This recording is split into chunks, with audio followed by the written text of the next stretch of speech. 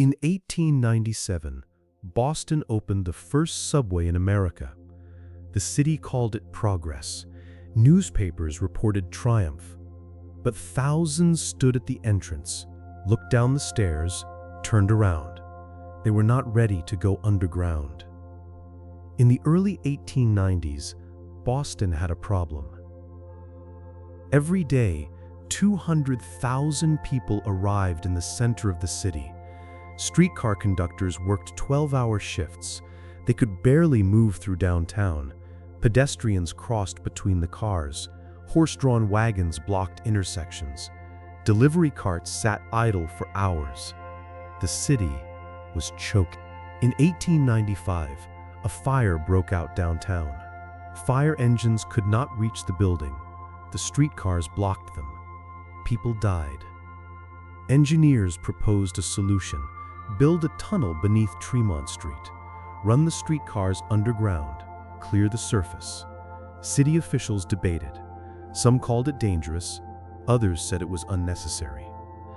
But the legislature approved funding, $5 million. Construction would begin in March 1895. Workers broke ground on March 28, 1895. They dug into Tremont Street. The trench went down 10 feet, 20 feet. Men hauled dirt in small carts. The work continued deeper, 30 feet, 50 feet. They used a method called cut and cover. Dig the trench, build the tunnel inside, cover it with a roof, replace the street on top. Gas pipes hung in the air above the workers. Water mains were suspended on wooden beams.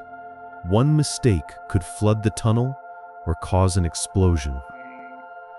On April 18, 1895, workers found human remains. They were digging near the edge of Boston Common, near the central burying ground. At first, they saw only a few gravestones. Then they kept digging. More bodies appeared, hundreds of them, all unmarked graves. Eventually, 910 bodies were found. Workers reburied them in the central burying ground. The Boston Post ran a story. The headline read, "Hideous germs lurk in underground air." They printed an illustration of a large subway microbe. The pastor of Park Street Church was furious. A water main had ruptured during construction. Mud coated his office. He called the subway an infernal hole, an unchristian outrage. From the pulpit, he asked a question. Who is the boss in charge of the work? It is the devil, he said. Construction continued for 2 years. The city looked like a construction site. Tremont Street was torn open for months. Pedestrians walked on temporary wooden bridges above the trench. Shop owners complained. Deliveries stopped. Dust covered everything. But the streetcars kept running, day and night, through the construction. Workers laid brick, poured concrete, installed steel beams. The tunnel flooded twice. Pumps ran continuously. Then, on March 4, 1897, disaster struck. At 11:45 in the morning, a gas pocket exploded. The explosion occurred at the corner of Boylston and Tremont Streets. Gas had been leaking from an old main for months. Complaints had been made since December. The leak was never found, never repaired. The gas filled the air above the tunnel. A trolley driver turned the corner. Sparks from the wheels ignited the gas. The explosion killed 10 people. Over 50 were injured. 2 streetcars on the surface were destroyed. Buildings nearby were damaged. One man working in a shop on the corner was blown through a window. He survived. Work in the tunnel did not directly cause the explosion. Construction continued. 6 months later, the tunnel was complete. On September 1, 1897, the Tremont Street subway opened. The first streetcar entered the tunnel at 6:01 in the morning. Trolley car number 11752 operated by James Reed. Answer to a cloud unplug. The defense program tiers speak of invaded travels and alienated. Anama fiaswa tus pamus in the prepper, a reluctant clash.